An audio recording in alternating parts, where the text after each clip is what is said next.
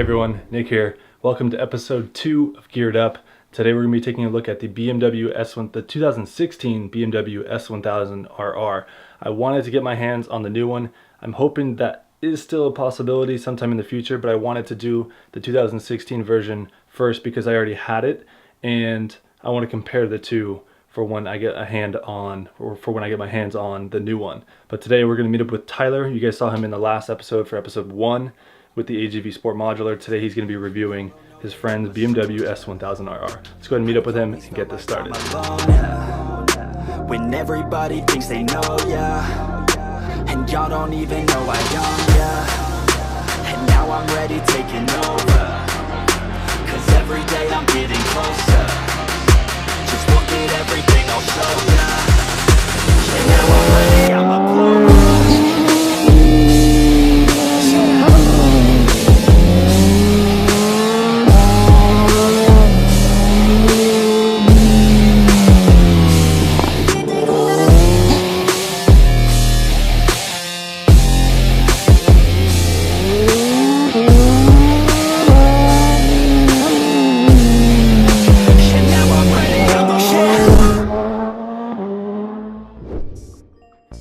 So the Beamer has a very similar seating position to my Cowie, which is awesome for taller people because it gives a place for my knees to go, and just naturally sitting on it ergonomically it feels like it's meant for someone of my size.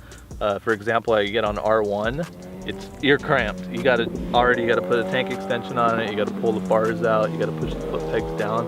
But as far as the stock setup on the S1000RR, it's remarkably comfortable for a taller person like myself, 6'1". I'm not like remarkably tall, but above average. So very comfortable indeed. Corey, what's up, dude?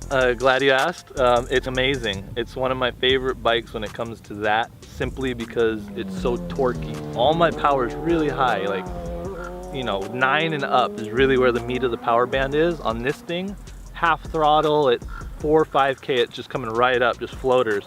So definitely a machine of a wheelie bike. The bike just right there in your hand. There's no questions about it. It's got power all the way through the power band. So it's a wheelie machine. It's a unicycle for sure. So in regards to the electronics, specifically in the suspension area, it's great. It really is. Simply because it gives you a user interface that's digital. Typically on sport bikes, you're having manual clickers and people are just intimidated by it. They don't know what equates to what. So what does one click do? In a digital interface, in the digital world that we live in, it's kind of like playing with your iPhone and changing the settings. Oh, what'd this do? Okay, this changed that. And it feels a little bit less problematic. So if you do want to play around with the settings, 1, you can do it on the fly. 2, you get instant response when you do adjust it. So you can, okay, this did that, no, I don't like that. Or this did that, oh, that feels great, let's try this now. So there's a much more user-friendly interface when it comes to adjusting your suspension, and it's less intimidating for newer riders, simply because it's a digital interface and not physical. You don't need any tools except for the preload, but other than that, it's extremely user-friendly. So it definitely gets a thumbs up for me. I've used it, I love it. I'm able to change depending on which road I'm on. If a certain section gets bumpy, I can click down rebound, I can click up compression, I could do whatever I need to do, which I would normally do without leaving the bike or stopping my ride. So I really think that's a strong point when it comes to the suspension area.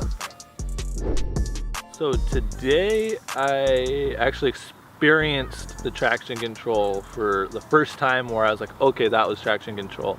I've been riding the bike for a couple weeks. I probably had 250 miles on it. But more so, I haven't been really doing lean angle. I've just really been commuting back and forth and upright. I've taken it in the canyons a few times just to kind of get the feel for it, but nothing how I normally ride. So I definitely today got to feel what it feels like with the traction control. If I didn't think about it, I wouldn't have known it was on, 1. And 2, if I didn't have the display on my dash that actually shows you how intrusive the traction control is, I wouldn't have really known it went on. So I'm not gonna lie to you, I wouldn't have known it hit unless I looked at the dash and I thought back to the feeling it had. That's the only way I could attribute it that it was the traction control, because I looked back on the dash, it's like, okay, I was at lean angle, I was chopping it.